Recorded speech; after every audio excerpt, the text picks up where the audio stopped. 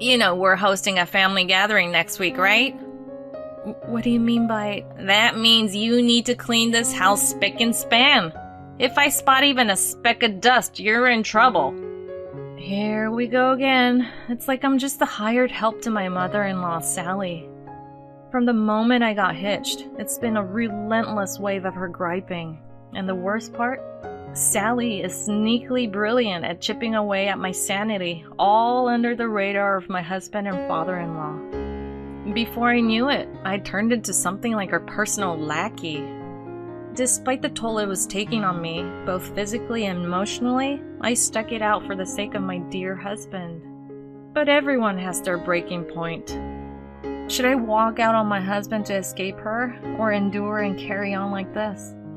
Neither option sat well with me. I didn't want to lose what mattered most. So, I pulled together some backup from around me and started plotting a grand scheme to give Sally a taste of her own medicine. My name's Heather, and I'm 29 years old. Almost 2 years ago, I married my husband Ken, and since then, I've been living at his folks' place being a homemaker. I first met Ken 3 years back, and after a year of going steady, we tied the knot. At the start of our marriage, I had a job and we were living in an apartment about halfway between our workplaces. But not long after we said I do, I started clashing with my coworkers. There were a lot of older women at my job, most of them were older than me. It seemed like they held a grudge because I had walked down the aisle before they did. It wasn't long before they started making my life miserable, and I began to feel the strain, both mentally and physically. I hit my breaking point and spilled the beans to my husband.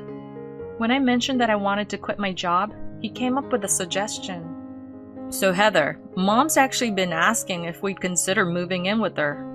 What? Your folks' place? Yeah, it sounds like she's having some health issues lately, and Dad's not getting any younger.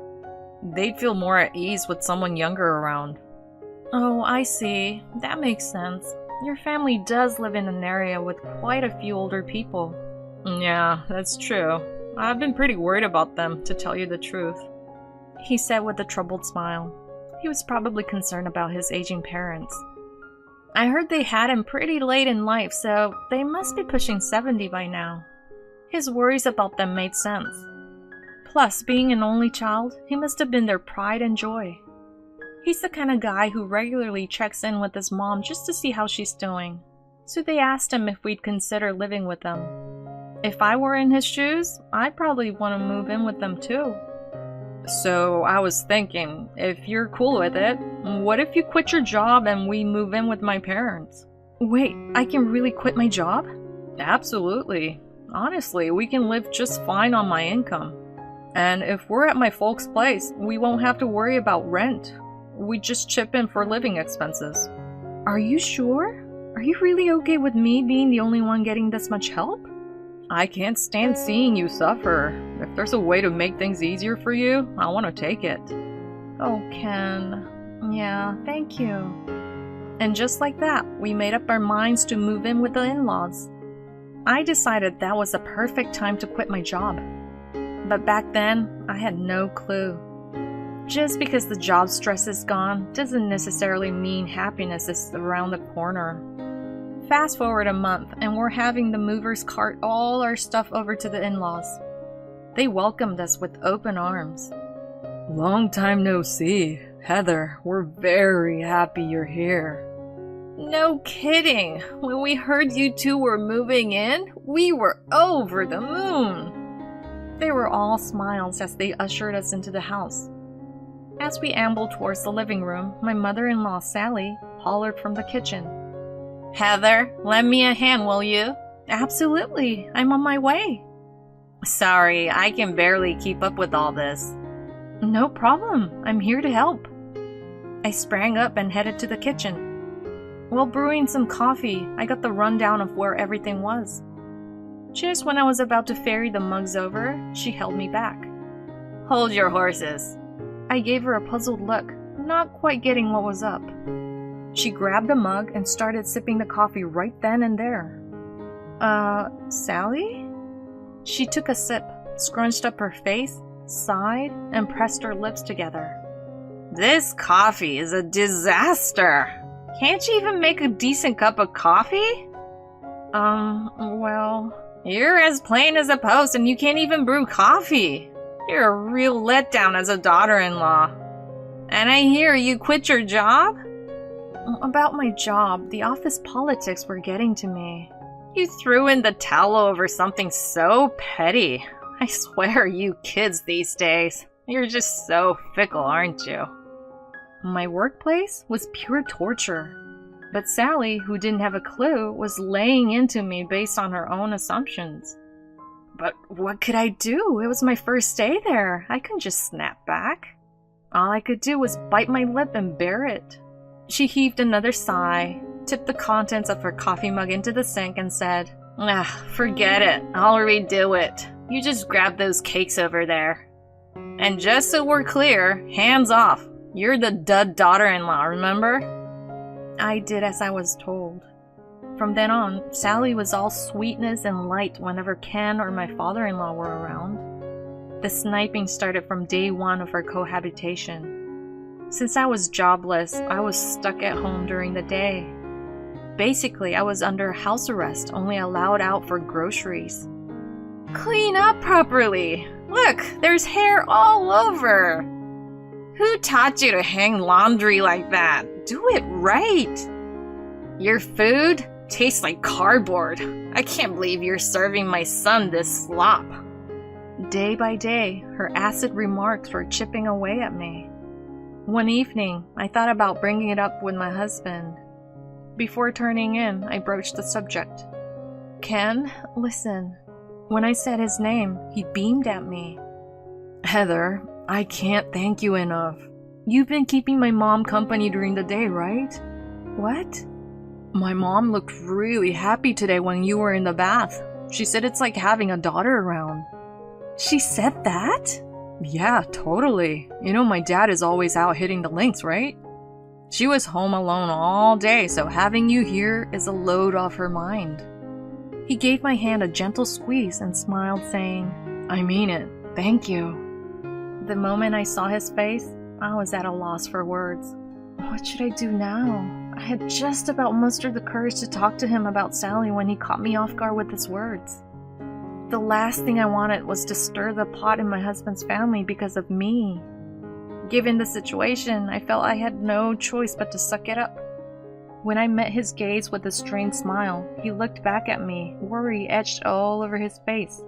Oh, my bad. You were about to say something earlier. What's up? I couldn't bring myself to spill the beans and ended up playing it off like it was no big deal. A year flew by since we moved in with my in-laws, and Sally's relentless torment didn't let up. My spirit was scraping bottom, but I held on for the sake of my dear husband. Recently, Sally's tongue leashings grew over the top and she began piling on absurd demands. I've got some friends coming over. Go fetch some cakes from the department store in 10 minutes. Get rid of the weeds in the garden while I'm out. Make sure you season the dinner like I do. I'll claim I cooked it. The list just went on and on. Each time I fell short of her escalating demands, I was met with a fresh barrage of abuse. I was teetering on the edge. One day, as I was tidying up the garden following her orders, Sally barked from the inside the house. Hey! I found her smirking as I approached. You know we're hosting a family gathering next week, right?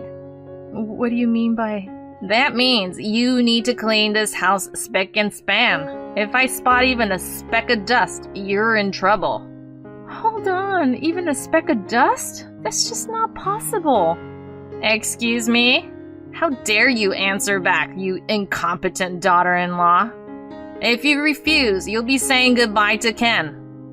It hit me then. I turned into nothing more than Sally's pawn. I was beat, physically and mentally, but I couldn't turn my back on this life, not when it meant leaving my beloved husband. But even I had my breaking point. Should I walk out on my husband to escape her, or endure and carry on like this? Neither option sat well with me. I didn't want to lose what mattered most. Once I was sure of my feelings, a wave of pent-up anger towards Sally surged within me. I didn't give a damn about the consequences anymore. I was done dancing to her tune. I locked eyes with Sally and made my stand. Fine, I'll get this house cleaned up. Oh, isn't that something? I wish you showed this much enthusiasm all the time. This time, I'll make sure not to let you down. Well, I'll be expecting good results, but don't forget, failure won't be forgiven. With that, she strutted out, leaving me behind. Recently, she's been all dolled up and stepping out quite often. She dumps all the chores on me and heads out. It used to irk me, but now I found it almost comforting. I decided to let Ken in on the truth, hoping to catch him on his lunch break. When I opened up about the abuse, he stammered back. Is that for real? As I nodded, he let me in on a bombshell. Actually, my dad spilled the beans yesterday. Apparently, my mom is having an affair. What? Your mom is cheating? Dad's been frequenting a detective agency instead of hitting the golf course. He's gathering proof of her affair. They're even mulling over a divorce. What? I can't believe it's come to this! I was at a loss about how to break this to you, but I guess it worked itself out. Mom mentioned she'd be late today, so let's sit down with Dad later. Just the three of us. Who would have thought Sally was messing around on the side? But this could be a game changer in my favor. The odds of my plan succeeding just shot up. I had a big-time plan cooking, and I absolutely needed the aid of my father-in-law Scott and my husband. As Ken and Scott walked through the door, I spilled all the beans about Sally's mean streak. Scott was fired up, hollering, "That's unforgivable!" But I cooled him down and explained my game plan. Scott, I want to give Sally a taste of her own medicine. You in? Absolutely, but what's the big idea? As I spilled my plan, Scott and Ken were all ears, trading looks to check each other's take. But they were quick to give the thumbs up, looking back at me. Heather, it's a tall order, but count us in. We're backing your plan all the way. Yeah, you can count me in too. Scott, Ken, you guys are the best. I immediately picked up my phone and hit up my dad back home. What's up? I rapidly filled my dad in on my plan. Dad, here's the plan. I need a hand. I see where you're going with this. No problem. I'll round up the troops. We have to handle some red tape first. Can we shoot for a week from now? Sure thing. Got it. I'll gear up my end till then. Thanks, Dad. With my dad on board, I dove into the prep work the very next day. Alongside Scott and Ken, being super careful not to tip off Sally, we got all our ducks in a row. Fast forward to a week later. On this fine Sunday, Scott and Ken were kicking back at home. Sally was grinning ear to ear, playing the doting mother-in-law perfectly. Heather, what's for lunch today? Since the guys are here, why don't we order some grub? I've got company dropping by soon. Company? Right on schedule, the doorbell chimed. I swung the door open, and there stood my dad. Heather, long time no see. Thanks for coming, Dad. I hate to put you through all this. What are you talking about? You're my kid. It's no sweat. Thanks. Can we get started? Sure thing, but first, get the stuff out. On it. I shot a look to my husband and Scott, and we began hauling our packed gear outside. Having separate rooms in my in-laws' house was a real stroke of luck. We managed to make the moving prep happen without Sally being any the wiser. Seeing us in action, Sally quickly piped up. Hold up! What the heck are you guys up to? Sorry, Sally, could you step outside? Safety first. What's this about safety? Give it to me straight! No need for a play-by-play. It'll be clear as day once you see from the outside. What on earth are you plotting? As we carted out the last piece of luggage, Sally busted out of the house. A wrecking crane had just rolled up, all set to get down to business. Yep, the favor I asked from my dad was to bulldoze my in-laws' house. We're a construction family, and my old man is still in the game. Wait, what's all this? As Sally let out her disbelief, the crane got down to business. Watching the scene, she went white as a sheet. Oh, our house! This is your doing, Heather! You think you can pull this off? As she raged at me, yanking at my collar, I just gave her a sweet smile. My doing? That's mean. Just a heads up, your hubby and your son are on board with this. Wait, what? There's no way! They're part of this? Believe it or not, Scott's even got divorce papers ready. Say what? Well, you've been playing the field, haven't you? Sweat was trickling down Sally's forehead as she stumbled backward, her mouth hanging open. The knockout punch came from Scott himself. You've been living high on the hog with my cash and supporting another guy. On top of that, you've been giving Heather hell.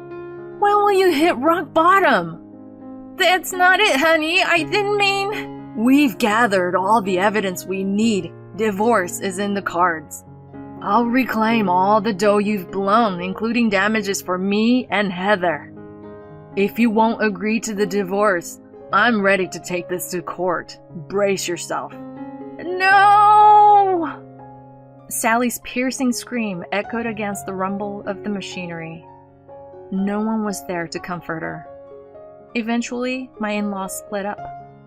The three of us relocated to a monthly rental that we had set up in advance. With nowhere to live and no money to her name, Sally apparently moved in with her brother and his wife. But she's never been on good terms with them, so they're treating her like a maid. While working a part-time gig to scrape by and paying us damages, she's at the mercy of her sister-in-law's bullying. Karma's a beast, isn't it? She could use a bit of self-reflection. Meanwhile, after moving out of the monthly rental, we settled into a different apartment. I found a part-time job at a local bakery, and I'm living the dream without any stress. Scott's planning to stick with us. If I hadn't come clean to my husband back then, if Scott hadn't stood by me, things might not have panned out so well. One thing I know for sure, I didn't make a wrong call. From here on out, I'm looking forward to peaceful days with Ken and Scott.